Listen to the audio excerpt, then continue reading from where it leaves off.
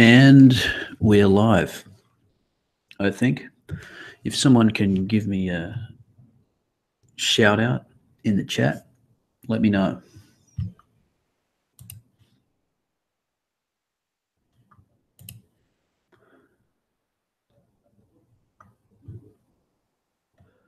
Well, maybe there's no one here, so I'll just talk to myself, shall I?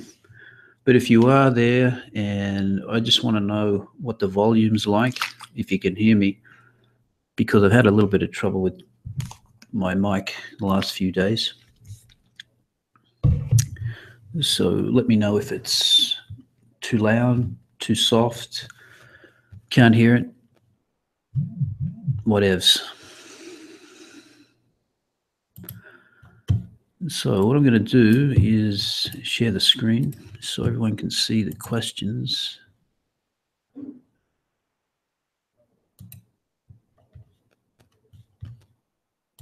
And there we go. So that should show up.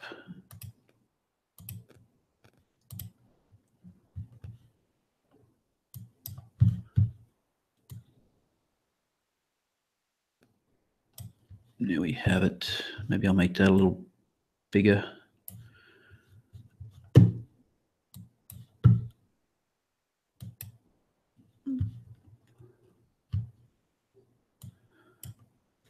Yeah. So how is everybody? It's Sunday morning here. Beautiful weather. Absolutely gorgeous, as it is in this part of the world most of the time. But I know some of you, it's probably Saturday night or it's midnight. Hope you're not doing anything too stupid. Keeping out of trouble like you should. Anyway, let's get down to it. First question came from Mr. 0303. Maybe talk about your experience at ICMI 17 and any lectures that surprised you or gave you new information. Yeah, well, so for anyone who doesn't know, ICMI was the International Conference on Men's Issues on the Gold Coast. That was now, what, 2 weeks ago? Yeah, I think so, 2 weeks ago. And it was on a Friday, Saturday, Sunday. Started out on Friday with a screening of the Red Pill. And there was a Q&A after with Cassie J. And I think a couple of the Honey Badgers were up on stage, and a guy called Mark Angelucci, who's also in the film. So that was the first time I saw the Red Pill. And if you want to know what I thought about that, there's about a 45-minute to an hour live stream on Gary Awesome's channel. Him and I did a live, it's not a live stream, sorry, it's just, we just had a chat and Gary uploaded it later. Talking about what we saw on Friday and Saturday.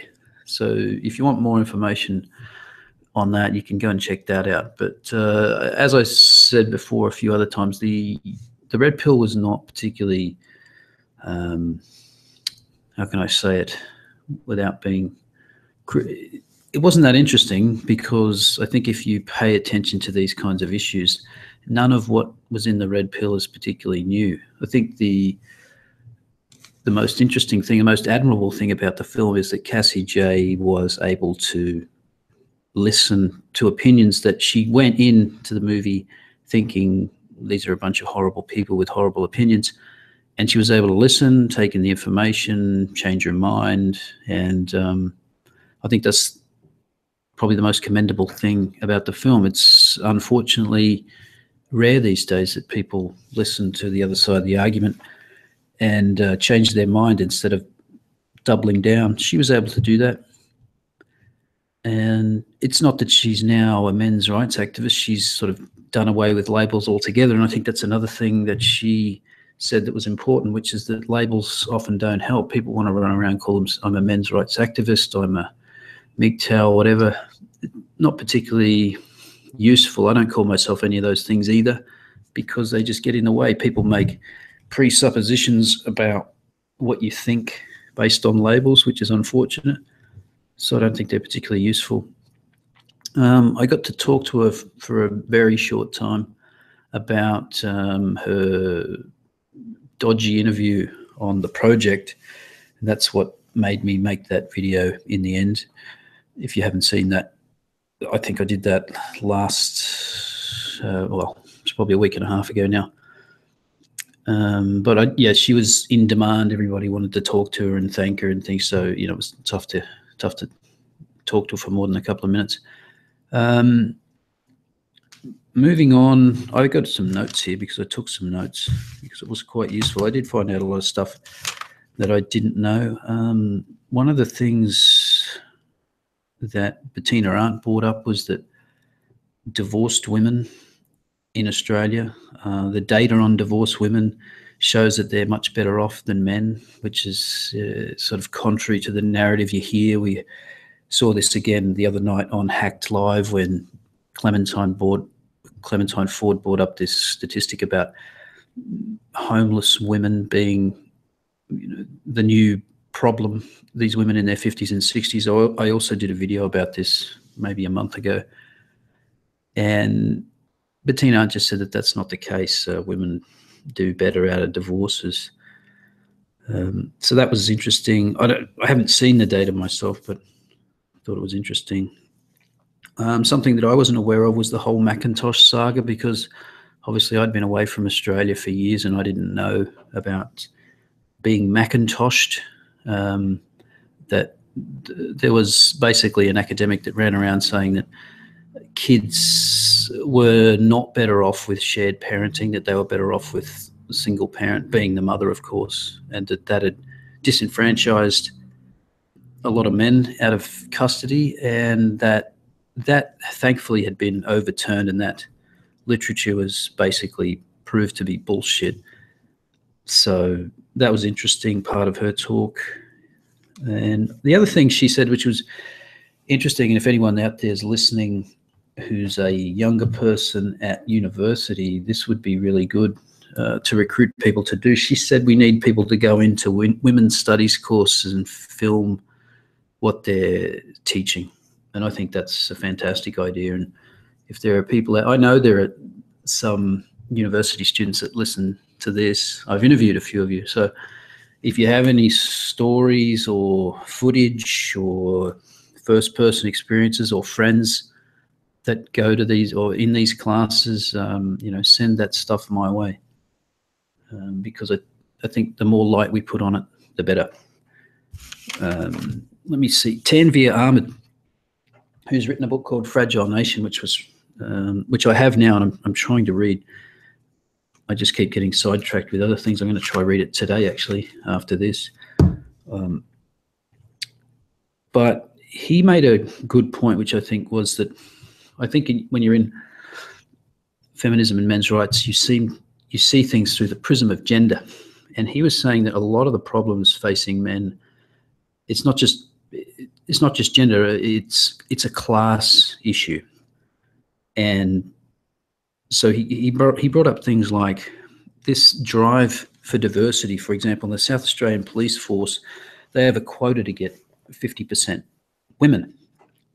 And so what they're doing is they're scooping up women who have no, you know, particular interest in policing or law enforcement, no experience in that area, and they will prioritize hiring a woman for those positions and overlook men who have, say, some experience in, you know, who knows, security or military or something. Those guys will get overlooked for the woman because they have to fill the quota. And that means the point of that was to bring up that in relation to suicide, because, you know, as you know, feminists will say that women's problems are the patriarchy, and then if you say, well, you know, men have problems too, like disproportionate number committing suicide, well, I said, well, that's patriarchy as well. And he was bringing up how flimsy patriarchy theory is and saying, look, I think I got this number right, that unemployed men are 40 times more likely to commit suicide, 40 times. So it's not patriarchy that's putting men out of work in this particular case of quotas.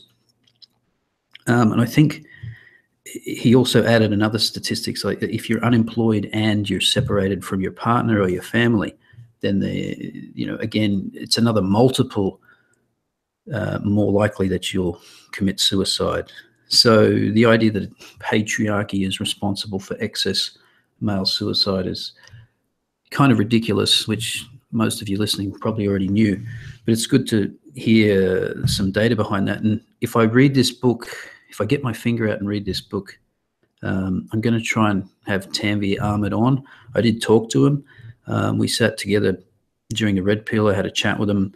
I've exchanged emails and things, so hopefully I'll get him on later. Just before I go any further, it says that 4 people are watching, so if anyone can give me a shout out as to how the volume is or anything's okay.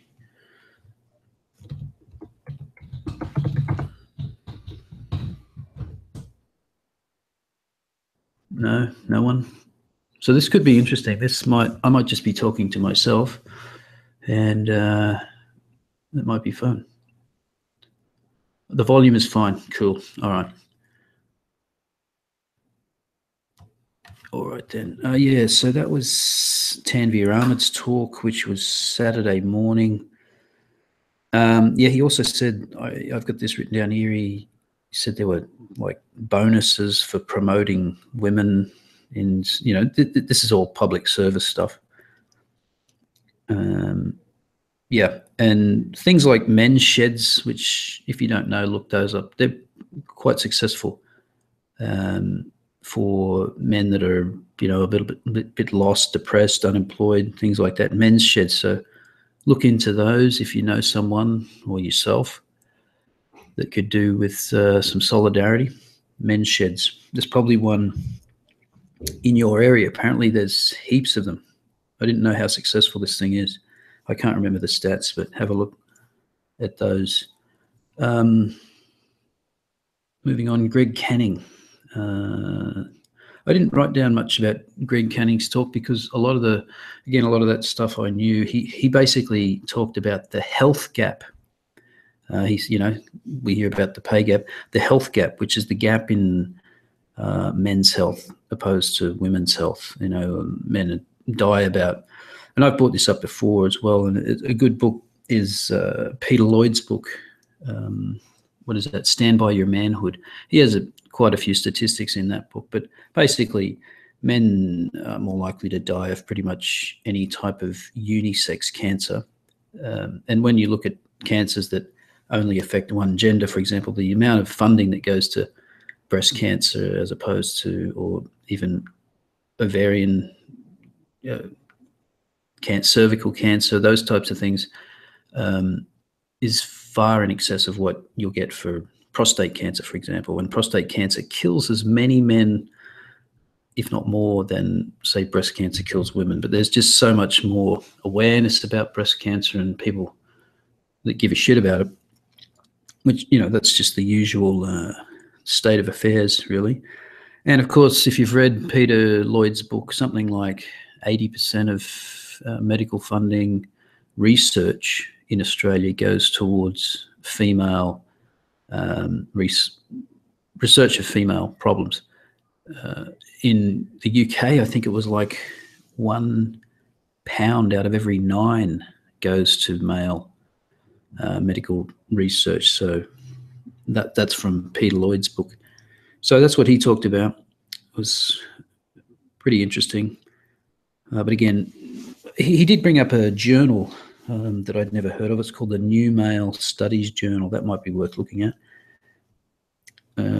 Then next, I've got here Karen Strawn, and I actually didn't write anything down about Karen Strawn's talk because it wasn't actually that informative, I don't think. It was more about, she's gone into the Evo psych realm. And again, if you never heard any of that stuff, I'm sure you would have found some of it interesting. But I've heard most of that stuff. She talked about neoteny and, the biology and evolutionary psychology, which I think is neglected in this whole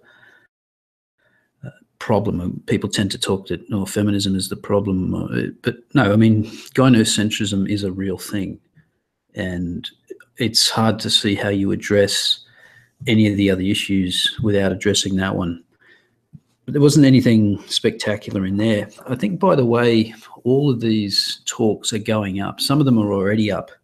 I should say that the keynote speech that was Bettina Arndt was fantastic. It was probably the best one, and I'm probably going to have that in tomorrow's Lazy Sunday upload.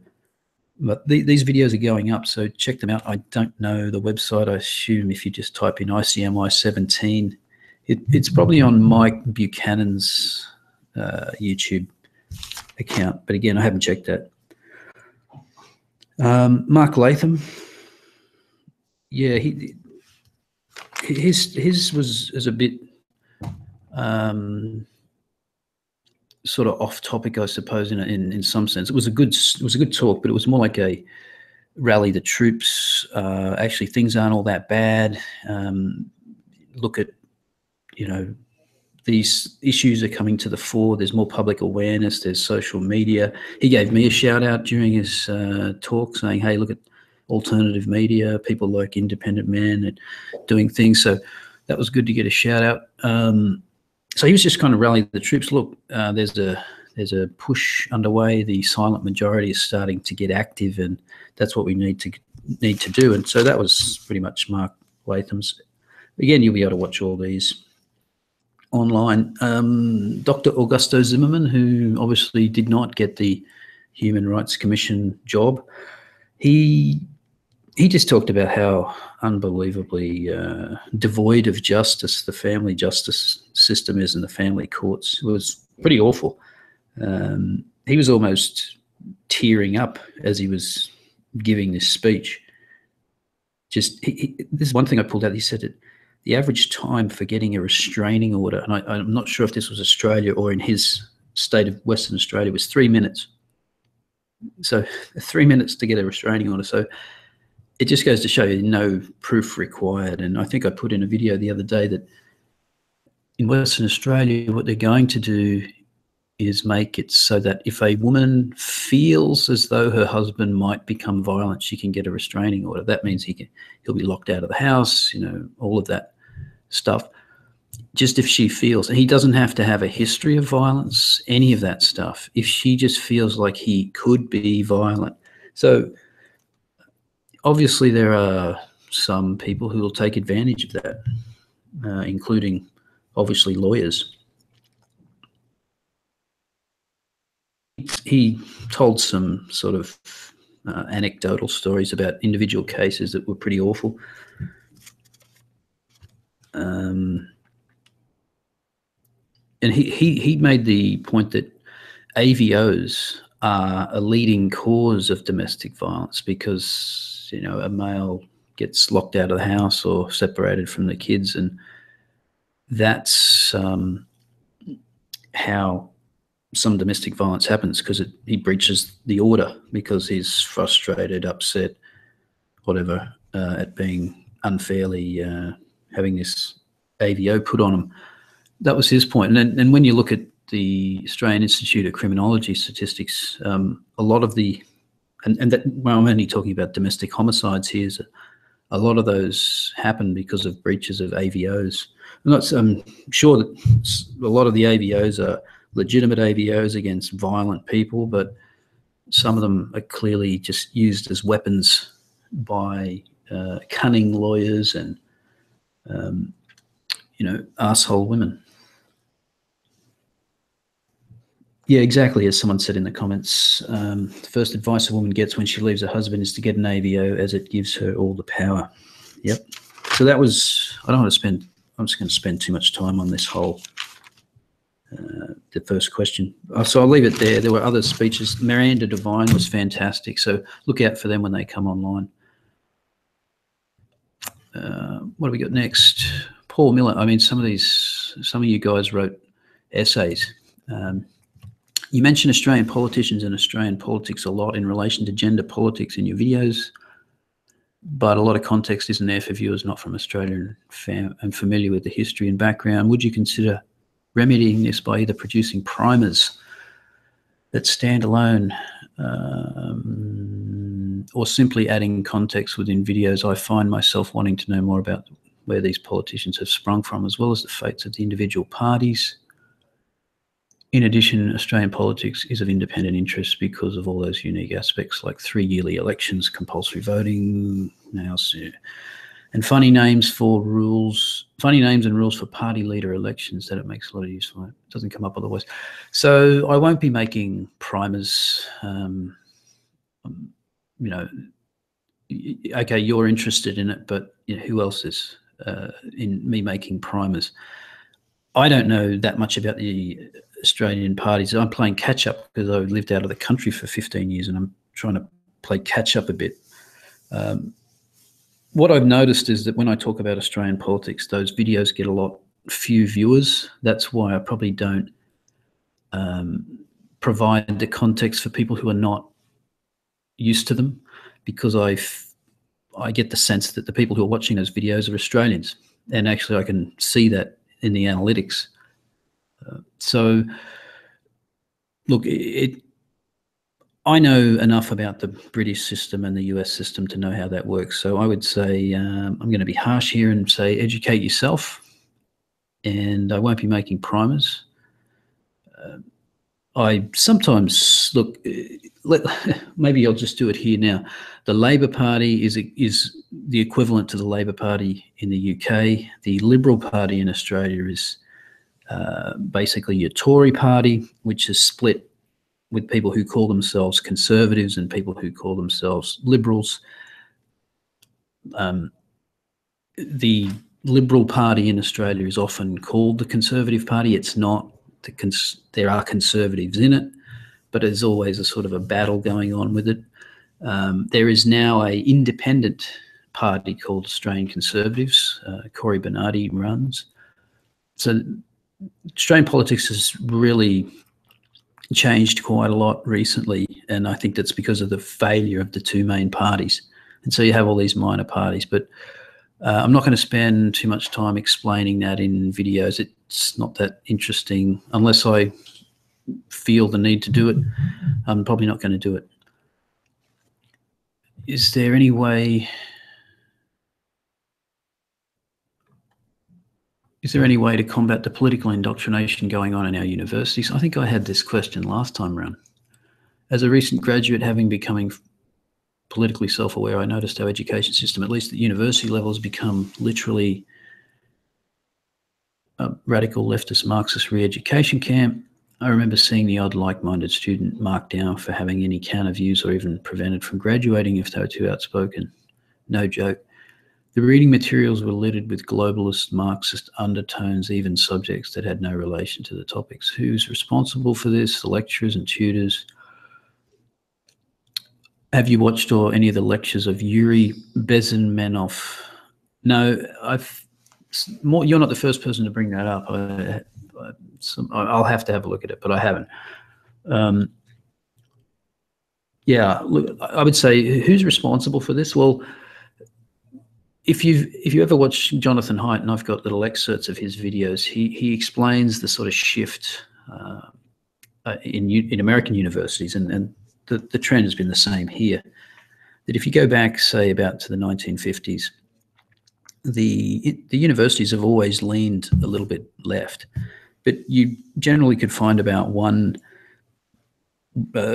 professor that identified as Republican or conservative for every two that weren't. Do I have that right? Or is it 1 for 1? Maybe it was 1 for 1, about parity. And just gradually over time, that's changed to two Democrats, or let's just say two people that identify left to one that identifies right. And then by the 90s, it becomes 4 to 1. And then I think latest numbers he had was in social science departments, it's like 17 to 1. And I think that's just social sciences. But if you look at something like, there'll be a decent number of, say, conservatives and right-wingers in an economics department. But if you're going to go gender studies, psychology, you're going to get, at most universities, you probably won't find anyone.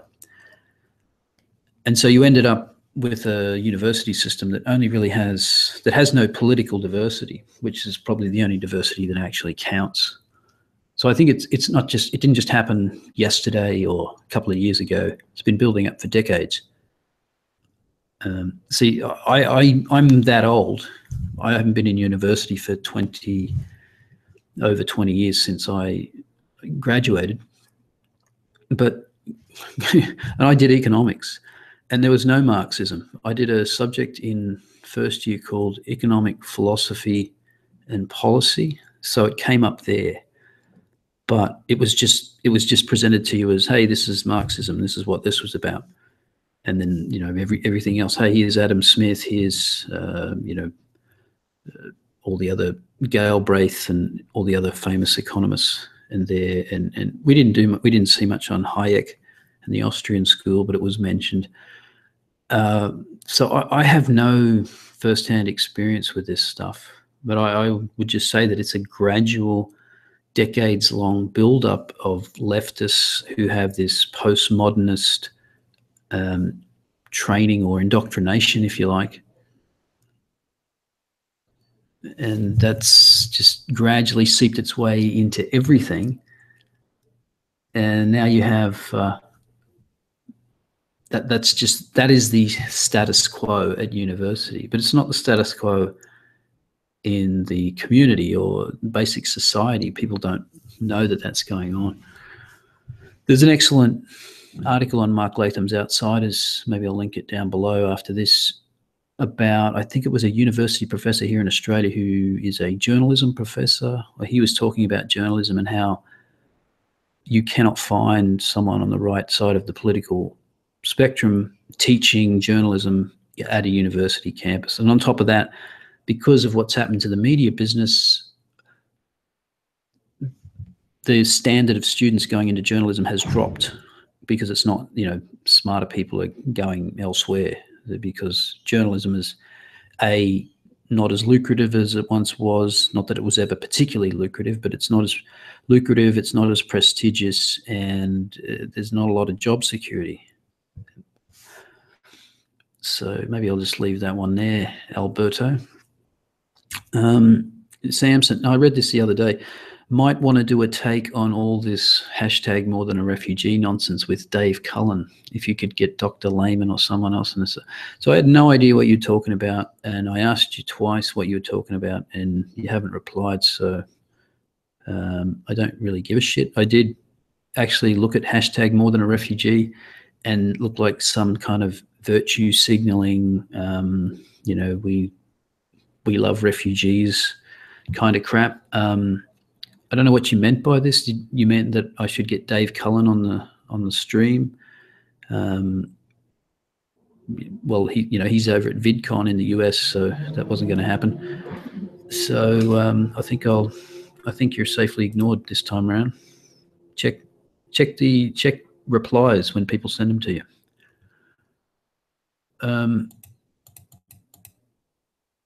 G'day, Jeff. Just your general feel and thoughts on where are we headed, re-globalism and the TPP, our involvement in Syria. I haven't heard a lot about the TPP for a while. We know that Trump, maybe there has been, I haven't been paying attention to it. Our involvement in Syria, including involvement and studious stance with the US in acts of war. Is Russia a thing in US politics or a straw man? Our current political choices may maybe touch on the Lib Dems, your view on Mark Lake. Jesus Christ, you get enough fucking questions in. Our involvement in Syria. Didn't we send, or was that to Afghanistan? Didn't we send like 18 troops the other day? That's, our government passed this off as a huge, we're bolstering our forces by sending 18 people. Okay, that'll sort it out. But I think that was maybe, I don't know, may have been Syria, not sure. Look, I would rather we stayed out of that part of the world, because here's the problem. You get blamed when it goes sideways, and when it doesn't, you don't really get any credit for it. And and then when there's a real tragedy on somewhere in the world and you don't intervene, you get smashed for that as well. I think I'd just rather be non-interventionist. Pull back, let that part of the world sort itself out. And no, we don't need to take your refugees. What I would like to see when it comes to the refugee situation is set up refugee. I don't mind the Australian government putting money into the idea of setting up camps near Syria. So a neighbouring country that's safe, set up refugee camps there, put money into it there so they can go back when everything calms down, if it calms down. But the cost of just shipping people over here, and are they going to integrate? Are they going to be productive people, members of society? That costs far more than keeping them where they are. That's most. Globalism and the TPP. Globalism, yeah, I don't know. People talk about globalism. I don't know if they know what they're talking about. One world government. I don't see it. You can see it fracturing already. The UK, there's a rising. I thought Le Pen was not a good candidate. I didn't really care that she lost the French election because she was just a big government socialist anyway. In a lot of ways, she's painted as right, but her economic policies are anything but. So there's been sort of, I think there was some momentum. You had Brexit, you had Trump winning, but then it sort of stopped because Wilders didn't quite get up, Le Pen didn't get up, and it all, looks like in this country we're screwed, where Labor Party's going to win the next election. So I don't know about globalism. I think it's fundamentally against the interests of average people, and you can see the pushback. The politicians, though, are, I think, more arrogant than ever, and they think they know what's better for everyone, but I don't have any insights as to where it's going. I just hope the pushback continues. Our current political choices, Lib Dems, well, all I can say is that if you're a libertarian, you believe in small government and cutting taxes and more freedoms, less red tape, then Lib Dems are an obvious choice. The conservative, Cory Bernardi's Conservatives are also, they abide by those choices, but then, they've got the social conservatism, which is not much use to me. So the Lib Dems are great, I think. Mark Latham's Outsiders, good. He has great guests on and great content. And I think joining Rebels, well, it's a double-edged sword, but I think it's obviously good for him. He needed someone for sort of professional, to make his videos look professional and all that stuff. So he's got that. Look, I have no idea what sort of agreement he has with Rebel or how lucrative it is for him, but I think under that brand he gets a shitload more exposure, especially overseas exposure. And advice on starting a YouTube channel. Well, the thing about that is there's no formula for success. And as you know, if you've been on YouTube, what's good is not necessarily popular, and what's popular is not necessarily good. But there are some basics that anyone should do if they're going to start a YouTube channel, and that is make sure you have your sound equipment sorted out, that you have quality video if you're going to do that. If you're going to sit in front of the screen and talk, don't come on, at least write out some bullet points, unless you are a really good riffer and you can just speak coherently off the top of your head. If you can do that, then do it, because that's pretty rare, and people that can do that will get a following. But if you can't, if you're just like me, and most of my videos I write out, anywhere from 50 to 75% of that stuff, you need to do that. You need to do some preparation. There's nothing worse. When I click on a video and it's like someone who says, yeah, today I wanted to, I'm sorry about my hair, it's a bit messed up. I didn't do it today, but yeah, anyway, what's that? Oh, that's just the cat. Don't worry about that. Fuck off. I'm out. 5 seconds. I'm out. I don't care about your, intricacies of your life. Just get to the point. Maybe that's just me, but know what you want to say. I got actually several emails from someone recently who he sent me his mobile number. So he's obviously here in Australia, and he said, please call me. I want to start a YouTube channel and I want to talk to you about it. And I just said, listen, mate, just do it. Just put it out. Put out your content and let people give you feedback. Put it out there. And this guy kept saying, oh, but I want to talk to you first. Like, you don't need to talk to me. I didn't talk to anyone before I started doing it. Just put your stuff out there and I'll give you feedback then. You don't need to talk to me. So if anyone's thinking about doing your YouTube channel, get your sound equipment right. Get your video, if you're going to do that right. Know how to use at least something as basic as Camtasia. If you're young and attractive, that's great. Show your face, because especially if you're young, attractive, and a woman, and you're an anti-social justice warrior, you'll probably get 100,000 subs in 6 months just for putting your face on camera. But if you're not, if you're old and ugly like me, well, you need to have something to say. So it's about that. My question is on single agenda parties. UKIP. Is this the most effective way to create real political change? Would it have been conceivable for the UK to leave the EU without UKIP? What are other issues worthy of a single agenda political party? Well, it's hard to say, isn't it? I mean, UKIP obviously had an influence. Nigel Farage had an influence. Was he the difference of 2%? I don't know. We've seen what happened to UKIP without Farage. It went away. And there's a unsettling move. For my liking, Corbyn got far too much of the vote this time around, which is very unsettling. My question, what was it? Most effective way to create real political change? Look, I'm not an expert on this. I don't know if these single parties. See, in Australia, we've now split off. We've got the Australian Conservatives. We've got Pauline Hanson's One Nation, and they can exert some influence by getting some people into the Senate where they are. They can sort of influence legislation by whether it gets passed or not.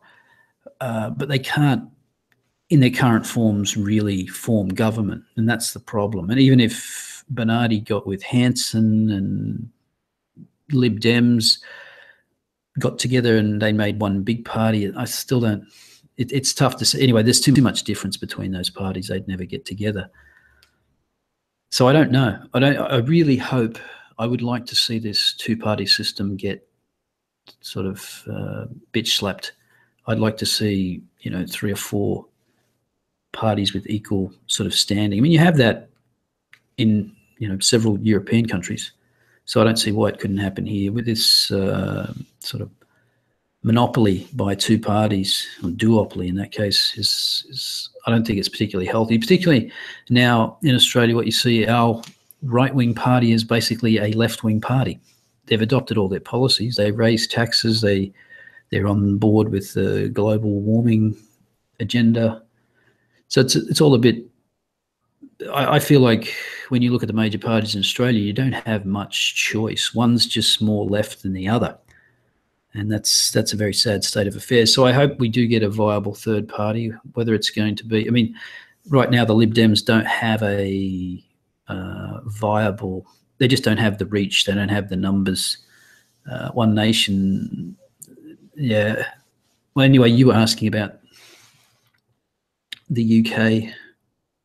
Look, I'm not an expert on UK politics. I was actually thinking about having a live stream with someone from the UK to talk about what went wrong in the election. I still might do that.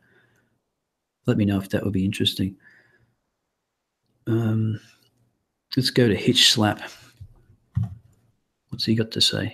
Love your work. Keep it up. There's one question I have yet to hear a good answer for. Why do feminists side with and defend Islam, given how oppressive it is, especially in regards to things like Sharia? I understand it's a form of cognitive dissidence. No, I think you mean dissonance. But why do they defend Islam, given its oppressive nature towards women? If you have a good answer for this, I'd love to hear it. I think it may be the old, the enemy of my enemy is my friend, and the enemy is the white capitalist patriarchy, And so they have common cause there.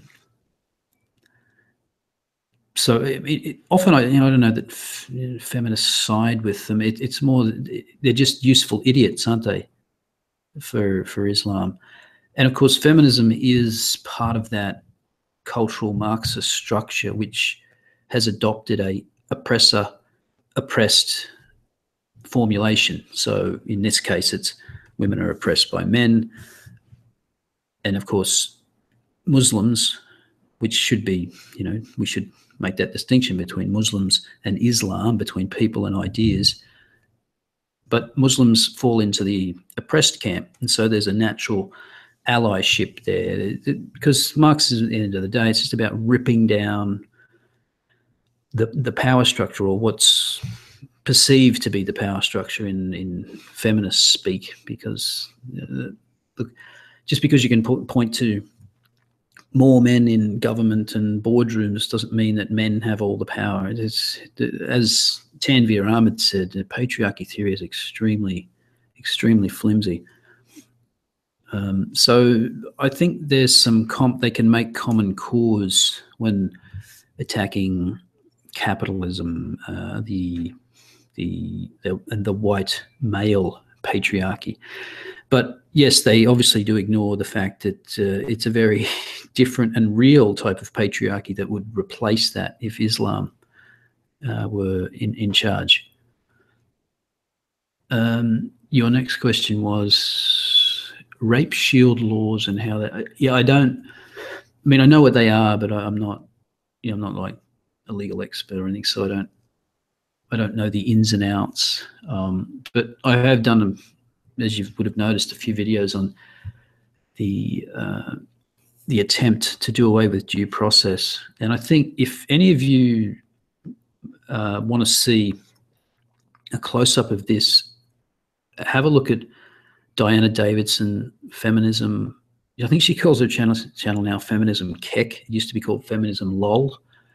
And she's done some really excellent videos on what's happening in Canada. So right now there's a bill, you may not be aware, in Canada, where they're trying to now exclude evidence like text messages the following day. So you know how this goes.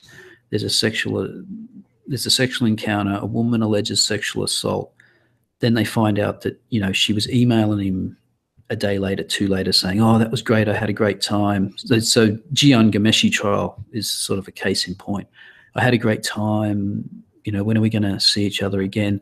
The guy doesn't return the call, or he says, I don't want to see you again, or whatever. Then the woman alleges sexual assault. And so usually the emails can be used as evidence to say, look, it's obviously not a sexual assault. She enjoyed herself. Now, what feminists have been saying for a while is, women are confused. They don't know how to respond. This was someone that they liked, and he did this to her, and they're reaching out, and which is pretty flimsy.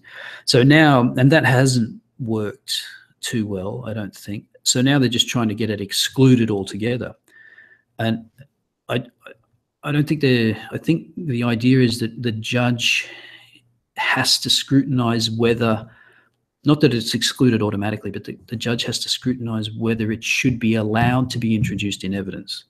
Because at the moment, of course, you can obviously just introduce it into evidence. But now the judge is trying to rule on whether judges must rule on whether that should be allowed into evidence. And of course, the courts system has been hit with all this feminist propaganda about what I just said, that women they're confused, and they'll say things that they don't really mean. They've been traumatized, and that's why they're reaching out and saying, "Hey, I don't understand what happened." Pretty flimsy stuff. And in fact, if you saw the video I put out last night, where Stuart Taylor, the author of The Campus Rape Frenzy, goes through a case where a guy got kicked off university when he was the one that was actually sexually assaulted.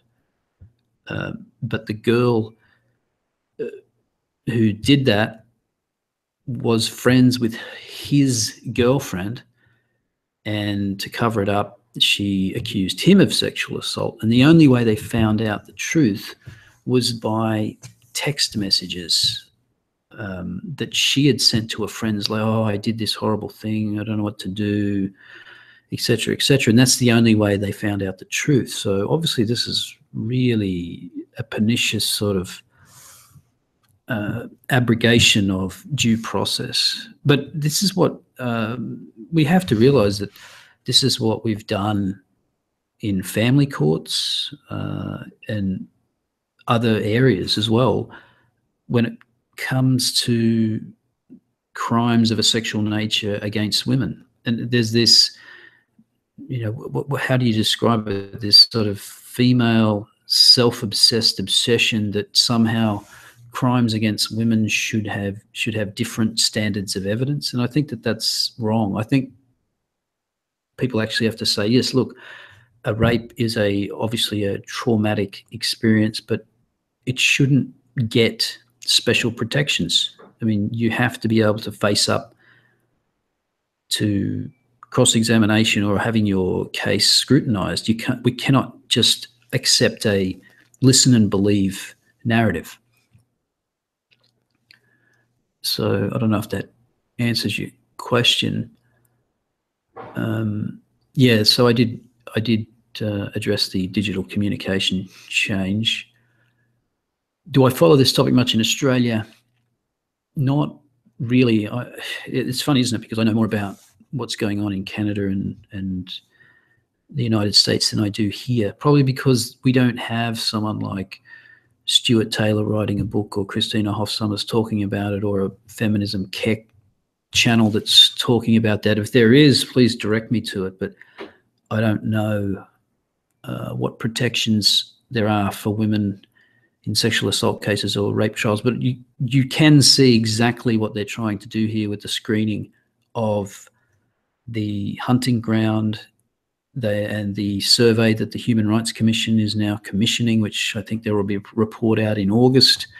And apparently the Human Rights Commission did not get ethics approval, so they can't make recommendations. But of course, the National Union of Students can take the Human Rights Commission report and then they can make recommendations. So I would assume we will see some moves towards these kangaroo courts or tribunals on campus to deal with these things. And, I think most people think, look, if it's a crime, if it's a sexual assault, if it's a rape, it should be dealt with by the police. That's who should be dealing with it. It shouldn't be dealt with. I mean, look, universities should have counselling and they should have a special liaison with the police to deal with these things, but ultimately it needs to be referred to the police. And this is the last question. First time caller, long time listener. Oh yeah, I bet you thought that was funny. I'm really enjoying your videos and watching them every day.